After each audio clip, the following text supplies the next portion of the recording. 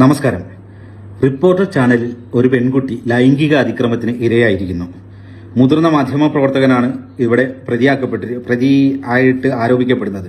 Channel മാനേജ്മെന്റും അവിടുത്തെ മറ്റു മുതിർന്ന മാധ്യമ പ്രവർത്തകരും ചേർന്ന് ഈ കേസ് ഒതുക്കി തീർത്തു എന്നാണ് ആ കുട്ടി പറയുന്നത്. അതിനെ തുടർന്ന് ആ കുട്ടി രാജിവെക്കുകയുണ്ടായി. ഇത് പുറത്തു വന്നിട്ടും ഇതിലൊരു കേസെടുക്കാനോ മറ്റു കാര്യങ്ങളായിട്ട് മുന്നോട്ട് പോകാനോ ഇവിടെ സംസ്ഥാന ആഭ്യന്തര വകുപ്പ് പോലും തയ്യാറാകുന്നില്ല. മറ്റാരെങ്കിലും ആയിരുന്നു ഇത്തരം ഒരു ആരോപണം നേരിടുന്നതെങ്കിൽ സ്വമേധയാ കേസെടുക്കാൻ ആഭ്യന്തര വകുപ്പ് തയ്യാറാകുമായിരുന്നു. എന്റെ ചോദ്യം ഇവിടുത്തെ മാധ്യമ പുലികളോടാണ്. ഷാനി പ്രഭാകരനും സിന്ധു സൂര്യകുമാറും സുജയ പാർവതിയെ പോലെയുള്ളവരും അടങ്ങുന്ന ഇവിടുത്തെ വനിതാ മാധ്യമ പ്രവർത്തകർ എന്തുകൊണ്ടാണ് സഹപ്രവർത്തകയ്ക്ക് വേണ്ടിയിട്ട് രംഗത്ത് വരാത്തത്? വിലാപകാവ്യങ്ങളില്ല, പ്രതികരണങ്ങളില്ല, പ്രതിഷേധങ്ങളില്ല, അന്തിച്ചർച്ചകളില്ല.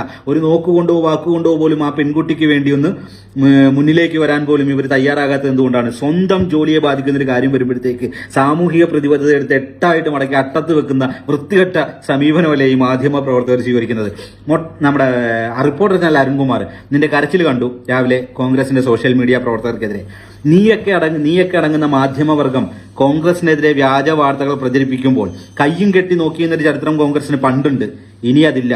നീയൊക്കെ ഇങ്ങോട്ട് തരുന്നതിന് 1-ന് 10 തിരിച്ചു തരാൻ കരുത്തുള്ള ഒരു ഫോഴ്സിനെ കോൺഗ്രസ് ഇവിടെ സൃഷ്ടിച്ചിട്ടുണ്ട്. ഞങ്ങൾ നീതിയും ന്യായവും നോക്കിയാണ് നിങ്ങൾക്കെതിരെ തിരിച്ചടിക്കുന്നത്. സത്യസന്ധമായ വാർത്തകളും സത്യസന്ധമായിട്ടുള്ള മെറ്റീരിയലുകളും കൊണ്ടാണ് ഞങ്ങൾ നിങ്ങളെ നേരിടുന്നത്.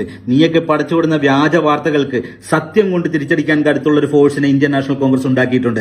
അതിന്റെ പേരിൽ നീയൊക്കെ ഇനി എത്ര കടന്നു മോങ്ങിയാലും ഞങ്ങൾക്ക് ഇവിടെ ഒരു വിഷയമില്ല.